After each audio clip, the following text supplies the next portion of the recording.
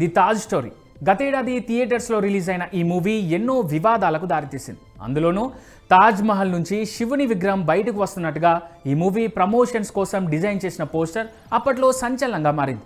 ఈ మూవీని థియేటర్స్లోకి రాకుండా బ్యాన్ చేయాలనే డిమాండ్ ఓ వర్గం నుంచి ఉవ్వెత్తున వచ్చింది. అయితే వివాదాల మధ్యలోనే అక్టోబర్ 31, 2025లో రిలీజ్ అయిన ఈ మూవీ బాక్సాఫీస్ దగ్గర మరో వర్గం ప్రేక్షకులను ఆకట్టుకుంది. మంచి కలెక్షన్స్నే రాబట్టింది. ఇప్పుడు ఈ సినిమా సుమారు 4 నెలల తర్వాత ఓటీటీలోకి వచ్చేందుకు రెడీ అవుతాం. The Taj Mahal story movie digital streaming హక్కులను సొంతం చేసుకున్న ప్రముఖ ఓటీటీ సంస్థ లయన్స్ గేట్ ప్లే ఈ మూవీని మార్చి 13 నుంచి స్ట్రీమింగ్ చేయనున్నట్టు అఫీషియల్ అనౌన్స్మెంట్ చేసింది.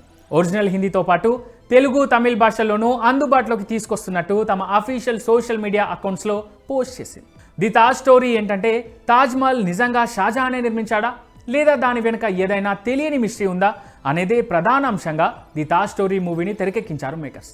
తాజ్ మహల్ ఓ పురాతన శివాలయమని, దీన్ని షాజహాన్ ఆక్రమించి సమాధిగా మార్చాడని చరిత్రకారుడు పిఎన్ ఓక్ వివాదాస్పద సిద్ధాంతాన్ని ప్రతిపాదించారు.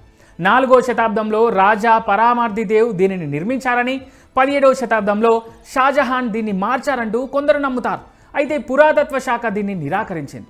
ఈ క్రమంలోనే తాజ్ మహల్ ఒక హిందూ దేవాలయమని నిరూపించేందుకు విష్ణుదాస్ అనే టూర్ గైడ్ చేసిన పోరాటమే ది తాజ్ స్టోరీ. తుషార్ అమ్రీష్ గోయల్ ఈ సినిమాను తెరకెక్కించగా పరేష్ రావల్ లీడ్ రోల్ చేశారు.